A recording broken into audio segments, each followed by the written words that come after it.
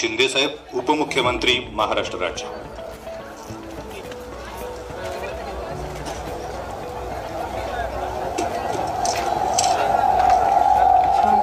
छत्रपती शिवाजी महाराज की जय भवानी। छत्रपती धर्मवीर संभाजी महाराज की।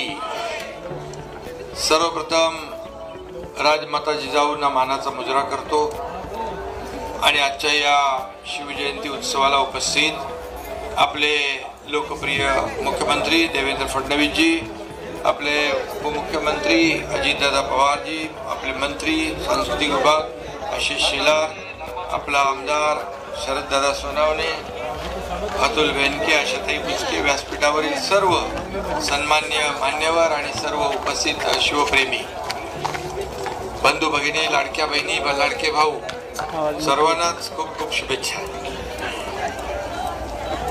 आणि आपल्या सगळ्यांचा आराध्य दैवत हिंदवी स्वराज्य संस्थापक छत्रपती युगप्रवर्तक छत्रपती शिवाजी महाराजांना कोटी कोटी वंदन करतो।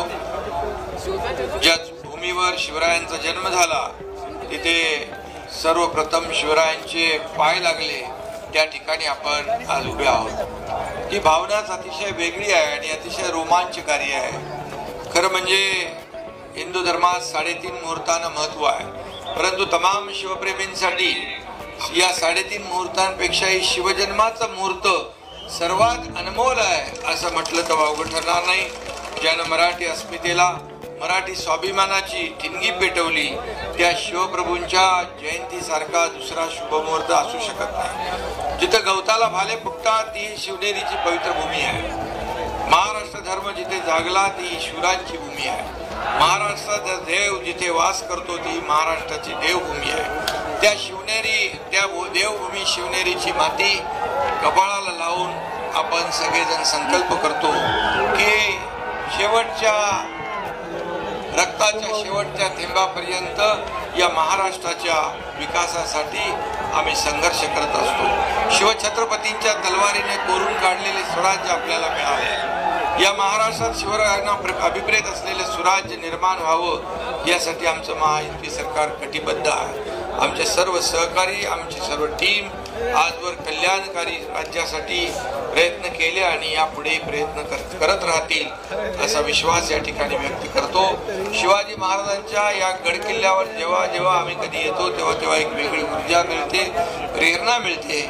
शिवरायांचे किल्ले फक्त आपल्याला पाहायला आवडत नाहीत, आवडतात असं नाही, तर ते शिवरायांचा आणि मावळ्यांचा पराक्रमाचे साक्षीदार आहे। देशात आणि विदेशातही या गडकोट किल्ल्यांची लोकप्रियता आहे। छत्रपतींचा जन्म झाला तो हा शिवनेरी, स्वराज्याची राजधानी रायगड, अनेक गडकिल्ले हे आपले प्रेरणास्थान आहे। हे किल्ले दगडमातीचे असले तरी त्यांच्यात शिवरायांनी आणि त्यांच्या हजारो मावळ्यांनी प्राण फुंकले आहेत। हे गडकिल्ले एक इंजिनिअरिंग मार्वल आहे। बघा, इथे किल्ल्यावर पाणी इतक्या उंचावर, जसे आपण पाहतो समुद्राच्या पाण्याने वेढलेल्या भागात शिवरायांनी जलदुर्ग बांधले आणि त्या जलदुर्गावर गोड्या पाण्याच्या विहिरी कशा आल्या असतील, ते काय आर्किटेक्चर असेल, काय इंजिनिअरिंग असेल, ते खरं म्हणजे छत्रपती शिवाजी महाराज हे असामान्य व्यक्तिमत्व, महापुरुष होते। आणि म्हणूनच आपल्या महाराष्ट्रातल्या 11 किल्ल्यांचा प्रस्ताव युनेस्कोकडे गेला वर्ल्ड हेरिटेजसाठी, त्यात आपला शिवनेरी किल्ला सुद्धा आहे, हे देखील आपलं भाग्य आहे। आज तरुणांसमोर वेगवेगळे आदर्श आहेत, पण काळ किती पुढे गेला तरी, किती तंत्रज्ञानाच्या बाता मारल्या तरी शिवाजी महाराजांसारखा आदर्श दुसरा कुठला असू शकत नाही। आणि म्हणून यशवंत, कीर्तिवंत, सामर्थ्यवंत असा आमचा जाणता राजा आहे। आपली महान संस्कृती आणि इतिहासाचा आपल्याला अभिमान आहे। त्यासाठी आम्ही गडकोट किल्ले, जुनी मंदिरे जतन आणि संवर्धन सुरू केले आणि म्हणून या ठिकाणी येणाऱ्या शिवभक्तांना, पर्यटकांना सुविधा मिळाल्या पाहिजे यासाठी पर्यटनाला देखील उद्योगाचा दर्जा दिला। या ठिकाणी आशिष शेलार आहेत आणि आशिष शेलार आहेत, मी कालच उद्योग मंत्री आणि पर्यटन मंत्र्यांना सांगितलं की आपली एक टीम तयार करा आणि एक गडकोट किल्ल्याचं सर्किट तयार करा आणि सर्व सुविधा त्या ठिकाणी द्या। आणि म्हणून मुख्यमंत्री महोदय देखील त्या बाबतीत बोलतील। आणि म्हणून छत्रपती शिवाजी महाराजांनी 18 पकड जातीचे आणि धर्माचे लोक एकत्र आणले.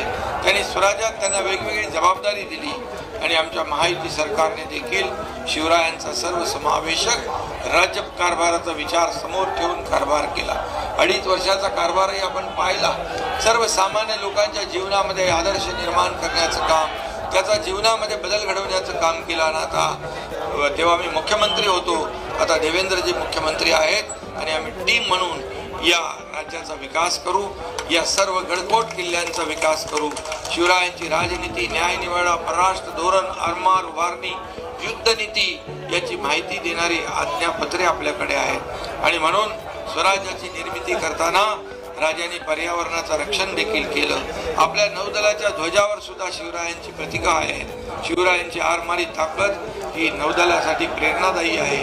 आणि काही दिवसापूर्वी आदरणीय प्रधानमंत्री महोदयांनी मुंबईत 3 युद्धनौकांचं राष्ट्रार्पण केलं. त्यावेळी प्रधानमंत्री महोदयांनी शिवरायांच्या आरमाराचा अभिमानाने उल्लेख केला. ही देखील आपल्यासाठी फार अभिमानाची गोष्ट आहे. आणि म्हणून मी आपल्याला एवढंच सांगतो, ब्रिटनहून देखील आपण वाघनखं आणली, त्याचं प्रदर्शन महाराष्ट्रात होत आहे. ही वाघनखं बघण्यासाठी विशेषतः लोकांची, विद्यार्थ्यांची गर्दी होती आहे. आणि म्हणून यासाठी आपण एक एक पाऊल पुढे जातोय. काश्मीरमध्ये आज संध्याकाळी देखील आग्र्याला छत्रपती शिवाजी महाराजांची जयंती साजरी होते. मी देखील 2 वर्ष गेलो. आज मुख्यमंत्री देवेंद्रजी देखील तिथं उपस्थित राहणार आहे. आणि म्हणून त्याचबरोबर रशियामध्ये, जपानमध्ये, लंडनमध्ये, विदेशात देखील छत्रपती शिवाजी महाराजांची जयंती आपले लोक साजरी करतात. काश्मीरमध्ये देखील भारत पाक सीमेवर कुपवाडा या ठिकाणी आपल्या लष्कराने अश्वारूढ पुतळा उभा केला होता. त्याच्या उद्घाटनाला मी गेलो होतो. आणि त्या पुतळ्याच्या तलवारीचं टोक पाकिस्तानकडे होतं. म्हणजे पाकिस्तानने देखील हिंदुस्थानकडे डोळे वटारून पाहण्याची हिंमत करू नये असा एक संकल्प आणि संकल्पना त्यामध्ये होती. आणि म्हणून मगाशी तुम्ही सगळे निवेदनं दिलेले आहेत. मुख्यमंत्र्यांनी सांगितले, अजितदादांनी सांगितले, सगळी तुमची कामं इथं होतील, कमी काही पडणार नाही.